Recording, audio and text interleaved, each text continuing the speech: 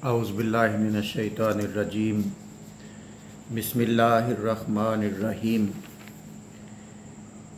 दोस्तान मोहतरम, पिछली वीडियो के अंदर हमने वलीद बिन मुगीरा जो कि हुज़ूर नबी करीम सल्लल्लाहु अलैहि वसल्लम का बदतरीन दुश्मन और गुस्ताख था, उसके हवाले से अल्लाह रब्बुल इज़्ज़त ने जो कुरान मजीद के अंदर उसके हवाले से इरशाद फरमाया सूरह मुदस्सर के अंदर, उस पर हमने बात की थी।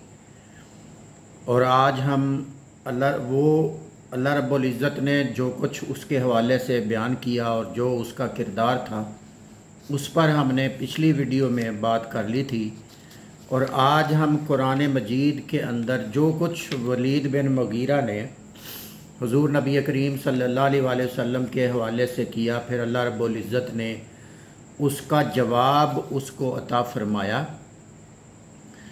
तो वो जो सारा जवाब अल्लाह पाक ने कुरान मजीद के अंदर वलीद बिन मुगीरा को इरशाद फरमाया के लिए हुक्म दिया, आज हम उन आयात का तर्जमा और उनकी को हल्की हल्की तफसीर और कोशिश करेंगे कि उन सारी आयात को आज उनका मतालिया किया जाए। तो अल्लाह रब्बुल इज़्ज़त ने उसको सज़ा के तौर पे बात का आगाज़ यहाँ से किया, जब उसने नबी करीम सल्लल्लाहु अलैहि वसल्लम को कहा कि ये तो कुछ भी नहीं है, जादूगर हैं। नबी करीम सल्लल्लाहु अलैहि वसल्लम को माज़ल्लाह जादूगर कहा। तो अल्लाह रब्बुल इज़्ज़त ने उस वलीद बिन मुगीरा के इस इल्ज़ाम पर अल्लाह रब्बुल इज़्ज़त ने कुरान मजीद में हुज़ूर नबी करीम सल्लल्लाहु अलैहि वसल्लम ने उसका जवाब नहीं दिया, बल्कि अल्लाह रब्बुल इज़्ज़त ने ख़ुद उसको उसका जवाब दिया। और आगाज़ इस तरह फरमाया कि ज़रनी व मन खलक़ तो वहीदा, मेरे हबीब सल्लल्लाहु अलैहि वसल्लम ये जो कुछ भी कहता है वलीद बिन मुगीरा जो आपका गुस्ताख है, जिसने कुरान मजीद को अल्लाह का कलाम मानने से का इनकार कर दिया है, से इनकार किया है, जिसने आपको अल्लाह का नबी मानने से इनकार किया है, और जिसने अल्लाह रब्बुल इज़्ज़त को अल्लाह की तौहीद को मानने से इनकार किया है। अल्लाह पाक फरमा रहा है हुज़ूर नबी करीम सल्लल्लाहु अलैहि वसल्लम को कि मेरे हबीब आप इसके लिए परेशान ना हो, बल्कि आप इसको मेरे ऊपर छोड़ दीजिए। और फरमाया ज़रनी व मन खलक़ तो वहीदा, आप छोड़ दीजिए मुझे और जिसको मैंने तन्हा पैदा किया। यानी उसकी पहली जो अलामत अल्लाह रब्बुल इज़्ज़त ने बयान की वो फरमाया कि मैंने इसको तन्हा पैदा किया है।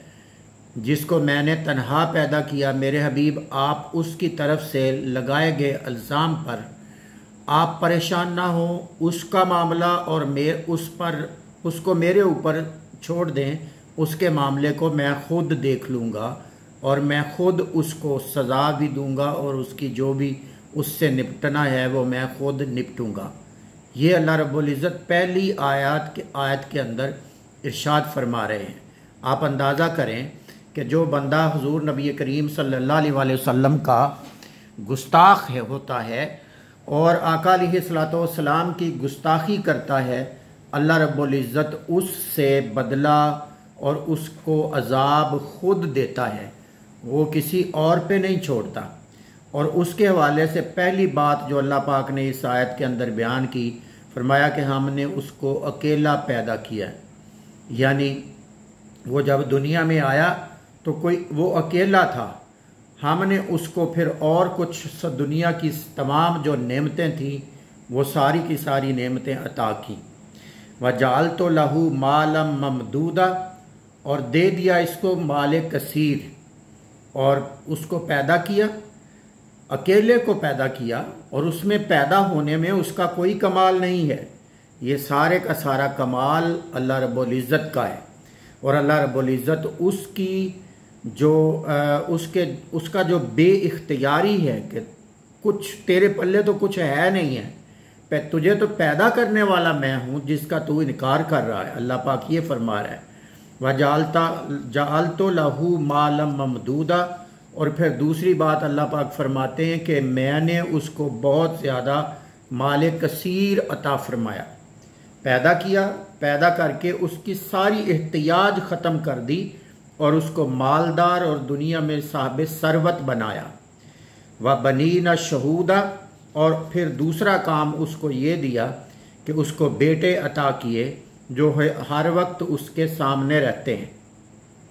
व बनीना शहूदा, और उसको उसके सामने हर वक्त हाजिर रहने वाले बेटे अता फरमाए। और फिर फरमाया व महत तो लहू तमहीदा, और मुहैया कर दिया इसे हर किस्म का सामान, इसे ज़िंदगी की हर आसाइश अता कर दी। बेटे हाजिर कैसे रहते हैं? मुफस्सिरीन कहते हैं कि वो जो उसके 11 बेटे थे, 11 या 12 बेटे थे, तो जितने बेटे थे उनको भी साहिब सरवत बनाया था। उनको भी अल्लाह रब्बुल इज़्ज़त ने माल में कसरत अता फरमाई थी और उनको माल कमाने के लिए कहीं जाना नहीं पड़ता था, बल्कि उनको ऐसा बिजनेस और ऐसा कारोबार अता फरमाया था कि वो घर बैठे अपने बाप के पास हाजिर रहते और हर वक्त अपने बाप की खिदमत में रहते और बाप के हर हुक्म को बजा लाने के लिए तैयार रहते। और उनको कारोबार इस तरह का अता फरमाया था कि उनको कहीं जाना नहीं पड़ता था, कुछ करना नहीं पड़ता था, खुद ब खुद उनको उनके घर में आमदनी आती थी और अल्लाह पाक ने उनको बेशुमार वसाइल अता फरमाए थे। और फिर फरमाया सुम्मा यतमाउ अन अजीदा कल्ला, फिर तमा करता है कि मैं इसे मजीद अता करूं। इतना कुछ अल्लाह पाक फरमा रहे हैं कि ये जो बदबख्त है, जो मेरे महबूब पर इल्ज़ाम लगा रहा है, जो मेरे महबूब पर इल्ज़ाम तराशी कर रहा है, जो मेरे हबीब को माज़अल्लाह शायर कह रहा है और गुस्ताखी कर रहा है, ये वो शख्स है जिसको मैंने पैदा अकेले को किया, जिसको बेटे दिए, जवान खूबसूरत और हसीन और जमील बेटे दिए, और फिर उसको बेशुमार दुनिया का माल भी अता किया, जिसको सब कुछ, जिस पर अल्लाह रब्बुल इज़्ज़त की इतनी, अल्लाह पाक फरमा रहे हैं कि जिस पर हमारी इतनी नेमतें थीं, वो आज हमारे हबीब सल्लल्लाहु अलैहि वसल्लम का गुस्ताख हो गया है। और उस गुस्ताखी के बावजूद वो ये चाहता है कि अल्लाह पाक मुझे और ज़्यादा अता फरमाए। इतना ज़्यादा जो दिया है उस पर वो कनात करने वाला नहीं है, उस पर वो राज़ी होने वाला और खुश होने वाला नहीं है, बल्कि और ज़्यादा सवाल करता है, उसके अंदर और ज़्यादा तमा है और ज़्यादा लालच है, और चाहता है कि दुनिया का माल मुझे और मिल जाए और मिल जाए। तो अल्लाह पाक उसकी इस ख्वाहिश और उसकी इस तमा का जवाब इरशाद फरमाते हुए फरमाते हैं कि कल्ला, हरगिज़ नहीं, इन्नहु काना ले आयातिना अनीदा, वो हमारी आयतों का सख्त दुश्मन है। हरगिज़ नहीं कि हम उसको मज़ीद माल अता फरमाएंगे और ज़्यादा अता फरमाएंगे, हरगिज़ अब ये नहीं होगा, क्योंकि पहले इसलिए अता किया था कि वो एक आम आदमी था, मगर अल्लाह पाक की रहमत, अल्लाह पाक ने उसको बेशुमार अता किया। लेकिन जब उसने मेरे हबीब सल्लल्लाहु अलैहि वसल्लम की गुस्ताखी की और कुरान को अल्लाह का कलाम मानने से इनकार कर दिया, तो अल्लाह पाक फरमाता है फिर हम उसके साथ खुद निपटेंगे, और इस तरह निपटेंगे कि वो तो चाहता है कि मज़ीद मुझे मिले, अब मज़ीद नहीं मिलेगा, बल्कि आहिस्ता आहिस्ता जो उसको अता हुआ है वो भी छीन लिया जाएगा। और रवायात में आता है कि फिर ऐसा ही हुआ, जब अल्लाह पाक ने ये फरमा दिया और हुजूर नबी करीम सल्लल्लाहु अलैहि वसल्लम पर ये कलाम अल्लाह रब्बुल इज़्ज़त का नाज़िल हो गया, तो फिर आहिस्ता आहिस्ता उसके से जो मालो दौलत था वो सारा छीनना शुरू हो गया, वापस जाना शुरू हो गया, और वो नादार और फ़कीर और गरीब हो गया। जब गुर्बत का ज़माना आ गया तो उसने पहले जब नबी करीम सल्लल्लाहु अलैहि वसल्लम के बारे में असल में काफरों ने ये प्रोग्राम बनाया था कि हज के मौका पर दूर दराज से लोग आएंगे तो हम हुजूर नबी करीम सल्लल्लाहु अलैहि वसल्लम को, मोहम्मद रसूलुल्लाह सल्लल्लाहु अलैहि वसल्लम को का जब तारफ़ करवाएंगे दूसरी अक़वाम के साथ, तो किस तरह करवाएंगे। तो इसने पहले तो उन्होंने कहा, काफरों ने कहा कि हम शायर कहेंगे, तो इसने कहा कि नहीं, ऐसा नहीं है, वो शायर नहीं है, शायर का कलाम इस तरह का नहीं होता। उन्होंने कहा वो काहिन है, तो ये कहने लगा कि नहीं, काहिन भी नहीं, काहिन का इस तरह की सूरत हाल नहीं होती। यानी जो नाम काफर तजवीज़ करते हुजूर नबी करीम सल्लल्लाहु अलैहि वसल्लम का माज़अल्लाह, तो ये उसका रद्द कर देता। और जब रद्द करता गया तो लोगों ने समझा कि शायद ये भी मुसलमान हो गया अंदर से, और अबू जेल ने कहा कि इसका मैं पता करता हूँ। ये सारी बातें करने के बाद वलीद बिन मुगीरा वहाँ से उठकर आ गया, अपने घर आ गया और बड़ा परेशान था। तो अबू जेल पीछे से आया, तो उसने पूछा कि क्या तो तुम भी मोहम्मद सल्लल्लाहु अलैहि वसल्लम की तरफ चले गए हो, मोहम्मद और अबू बकर की तरफ चले गए हो, यानी तुमसे दुनिया का माल छीन गया और तुम गरीब हो गए हो, इसलिए तुम मोहम्मद सल्लल्लाहु अलैहि वसल्लम की तरफ जाना चाहते हो, चले गए हो। तो उसने कहा कि नहीं, मैं बिल्कुल मोहम्मद सल्लल्लाहु अलैहि वसल्लम और अबू बकर का मोहताज नहीं हुआ हूँ, मैं किसी सूरत भी उनके पास नहीं जाऊँगा।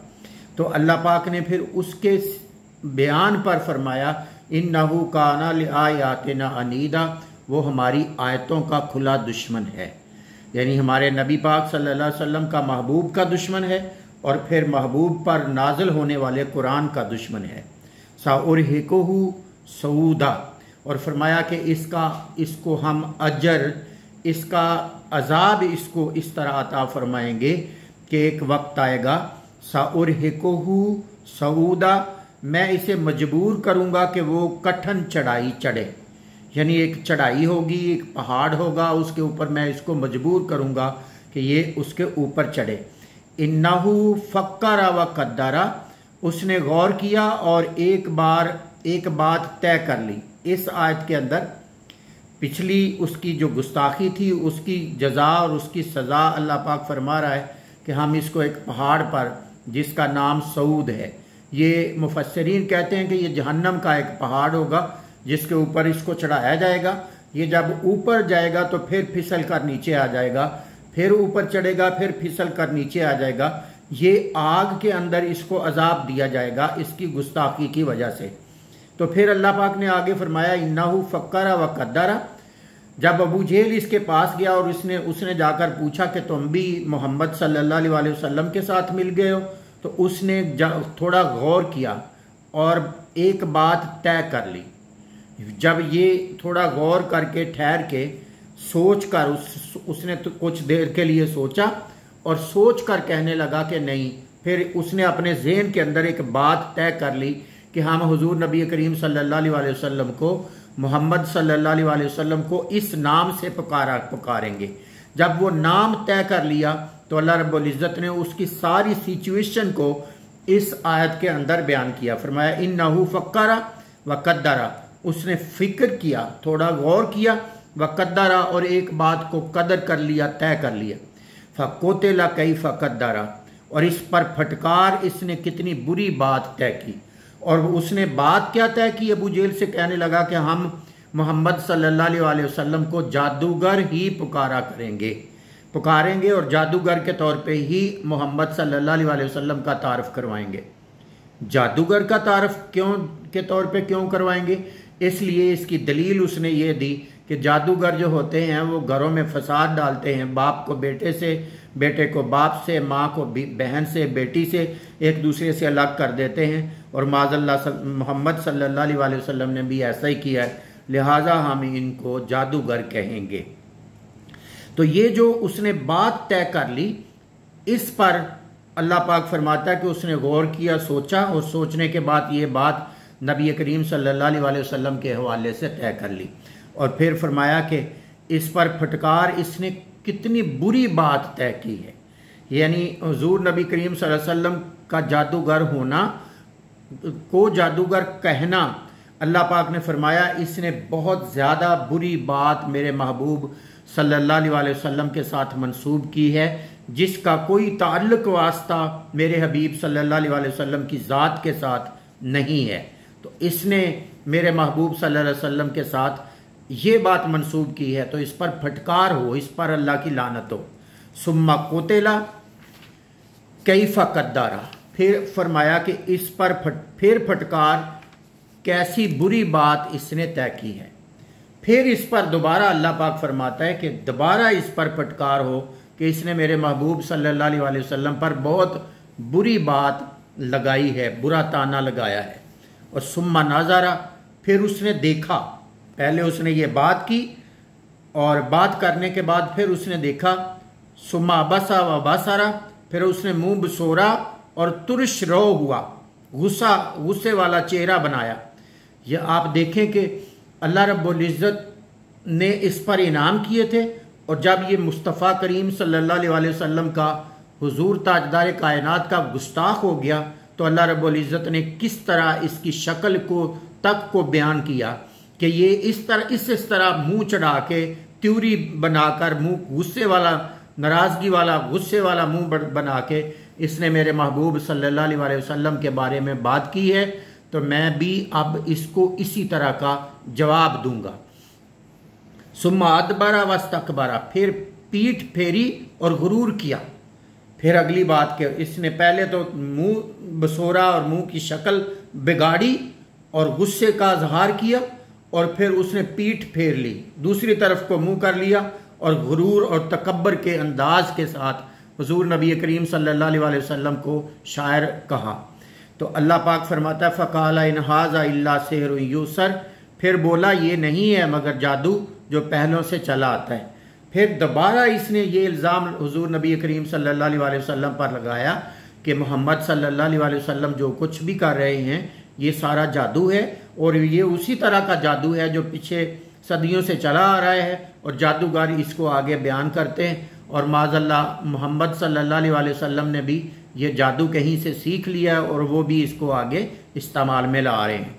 इन हाज़ा इल्ला कौलुल बशर, और फिर ये भी कहने लगा कि ये जो कलाम है ये अल्लाह का कलाम नहीं है, बल्कि ये सिर्फ किसी बशर का, किसी इंसान का कौल है, का कलाम है जो मोहम्मद सल्लल्लाहु अलैहि वसल्लम ले आए हैं। आके हमें सुनाते हैं सउस्लीहि सकर, अन करीब मैं इसे जहन्नम में झोंकूंगा।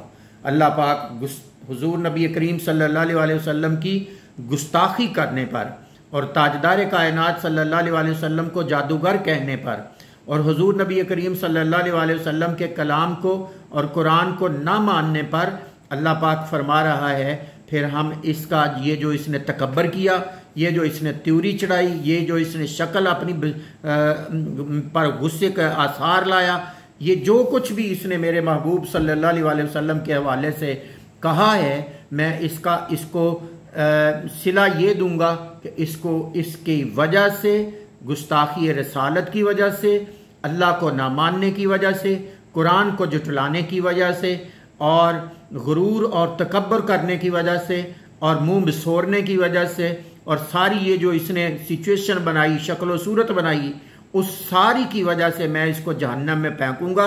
वमा अदरा का मा सकर, और फरमाया कि मेरे हबीब इसको क्या पता, ये क्या जानता है कि जहन्नम क्या है।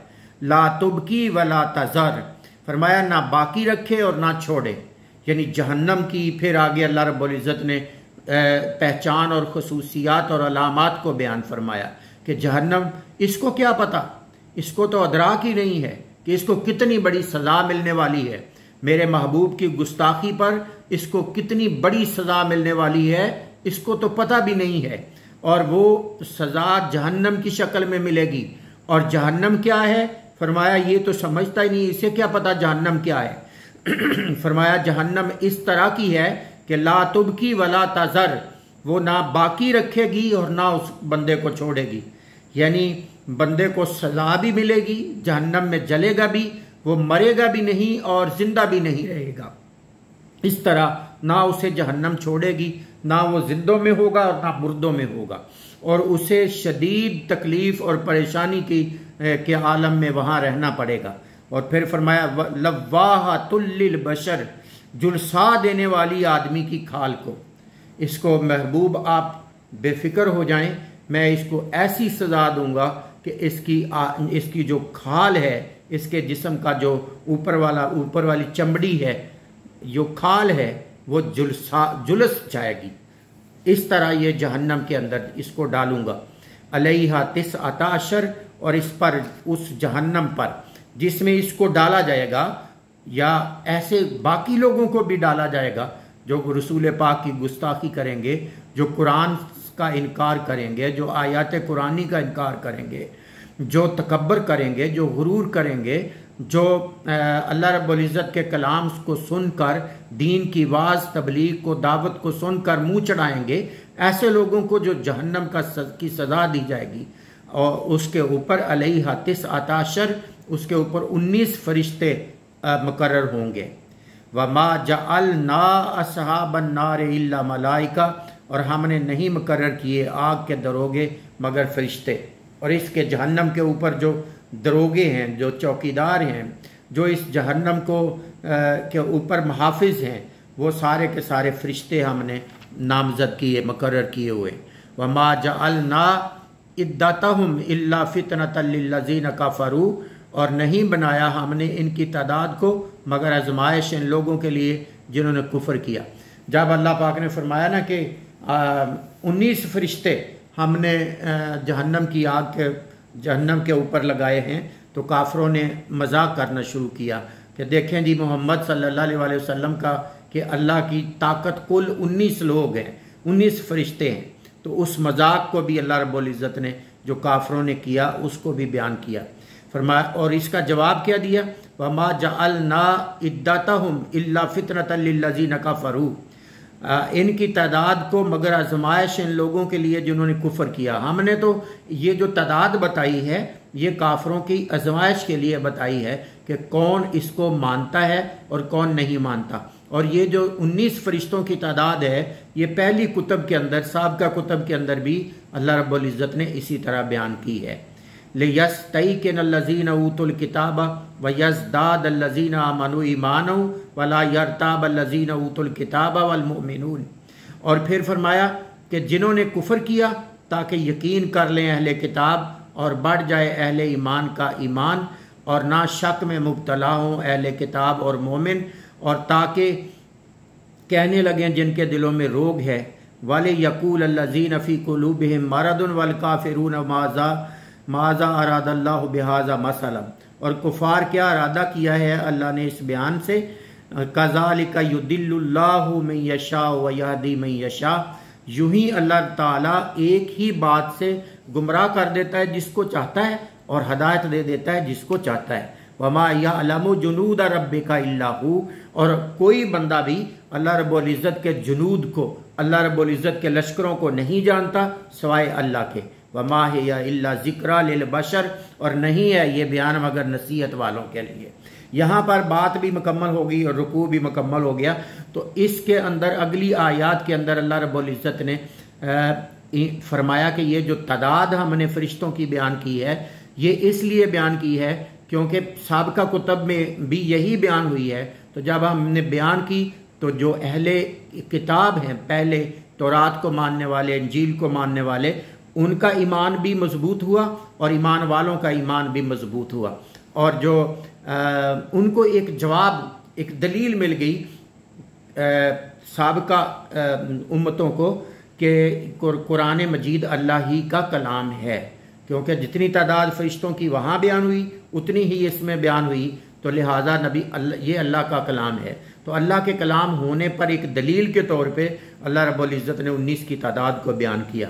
और आगे फरमाया कि ये मोमिनों के ये जो ना मानने वाले हैं, इनके दिलों के अंदर रोग है, रोग। और काफर जो हैं उनके दिलों के अंदर रोग है। और अल्लाह रब्बुल इज़्ज़त ये जो सारी चीज़ें बयान फरमाता है, काफर ये कहते हैं कि अल्लाह का ये जो 19 फरिश्तों का बयान करना है, इससे क्या मुराद है, अल्लाह क्यों बयान करना चाहता है, अल्लाह का मकसद क्या है। ये अल्लाह पर वो भी एक इल्ज़ाम लगा रहे हैं, कज़ालिका युदिल्लुल्लाहु मन यशा। तो अल्लाह पाक इसका जवाब देता है, फरमाता है कि अल्लाह पाक मेरी मर्जी है, जिस तरह चाहूँ, जिसको चाहूँ एक बात से हदायत दे दूँ और जिसको चाहूँ उसी बात से गुमराह कर दूँ। और अल्लाह रब्बुल इज़्ज़त के जो जुनूद हैं, अल्लाह रब्बुल इज़्ज़त के जो लश्कर हैं, वो कितने हैं वो तो अल्लाह जानता है कितने हैं, ये और कोई नहीं जान सकता। वमा हिया इल्ला ज़िक्रा लिल बशर, और नहीं ये बयान मगर ये जो सारा वाक़या अल्लाह पाक ने बयान फरमाया, फरमाया हमने ये इसलिए बयान फरमाया कि इस सारे वाक़े के अंदर जो बस नसीहत लेने वाले लोग हैं वो इससे नसीहत लेते हैं, हदायत लेते हैं, रोशनी लेते हैं और उनका ईमान और बढ़ जाता है और उनका इत्काद अल्लाह रब्बुल इज़्ज़त की ज़ात पर और मजबूत हो जाता है। मगर जो ईमान लाने वाले नहीं हैं, जो नसीहत हासिल करने वाले नहीं हैं, उनको इससे कुछ नहीं मिलता, बल्कि वो इन सारी चीज़ों को देखकर सुनकर और ज़्यादा गुमराह हो जाते हैं। तो अल्लाह रब्बुल इज़्ज़त से दुआ है कि अल्लाह रब्बुल इज़्ज़त हमें इस सारे वाक़े से जो दर्स मिलता है वो ये मिलता है कि इंसान को कभी भी अपने माल पर गुरूर और तकब्बुर नहीं करना चाहिए। जो अल्लाह रब्बुल इज़्ज़त ने किसी को दिया है माल और दौलत, वो आने जाने वाली चीज़ है। आज आपके पास है तो कल किसी और के पास भी, और अगर अल्लाह चाहे तो आपको अता कर दे, अल्लाह चाहे तो आपसे छीन ले। ये असल मालिक जो है, असल अता करने वाला ही उस सारी चीज़ों का मालिक है। कोई इंसान किसी चीज़ का मालिक और मुख्तार नहीं है, बल्कि सारी चीज़ों का मालिक सिर्फ अल्लाह रब्बुल इज़्ज़त है। वो जिसको चाहता है अता फरमा देता है और जिससे चाहता है वापस छीन लेता है। और आज भी अगर हम दुनिया में देखते हैं तो जो मालदार लोग हैं, मुतकब्बर लोग हैं, वो उनके अंदर खमार है जहनों के अंदर कि ये माल और दौलत हमें पता नहीं हम क्या हैं जो अल्लाह रब्बुल इज़्ज़त ने हमें दूसरों के निस्बत माल और दौलत अता फरमाया। हम शायद अल्लाह के बहुत ज़्यादा मुकर्रब हैं, हम शायद बहुत बड़े मेहनती हैं, हम शायद बहुत बड़े मुकद्दरों वाले हैं। ये जो सारे गुरूर और तकब्बर और खमार इंसान के जहन में, मालदारों के जहन में है, और जिसके नतीजे में आज पाकिस्तान की सारी 25 करोड़ आवाम सज़ा भुगत रही है, वो सारी इसी वजह से भुगत रही है कि जो हमारे ऊपर बैठे वो मुतकब्बर हैं। वो उनके पास माल आया और उन्होंने समझ लिया कि माल ही सारी दुनिया, सारा कुछ है और आखिरत भी माल ही में है। जो इस दुनिया में इज्जत वाला है वो ये समझते हैं कि माल और दौलत से इज्जत है, और जो इस दुनिया में इज्जत वाला है वो आखिरत में भी इज्जत वाला है। हालांकि अल्लाह रब्बुल इज़्ज़त ने इस वाक़े के ज़रिए से उनको भी एक मैसेज और पैगाम दे दिया कि ये माल और दौलत मेरे हाथ में है, चाहूँ तो जिसको चाहूँ अता कर दूँ। इज्जत और बिस्ती मेरे हाथ में है, जिसको चाहूँ इज्जत वाला बना दूँ और जिसको चाहूँ जलील कर दूँ। ये सारा कुछ मेरे हाथ में है और मैं तब किसी को इज्जत देता हूँ अगर कोई मेरे महबूब से मोहब्बत करने वाला, कुरान से ताल्लुक़ जोड़ने वाला है तो मैं उसको इज्जत अता फरमा देता हूँ। और अगर कुरान से, मेरे महबूब से ताल्लुक़ ख़त्म करने वाला है और मेरे महबूब की इत्तिबा नहीं करने वाला है तो फिर मैं दुनिया और आखिरत में जिसे चाहूँ जलील और रुसवा भी कर देता हूँ, और जिसे चाहता हूँ हदायत दे देता हूँ और जिसे चाहता हूँ उससे ये सारी दौलत छीन जाती है।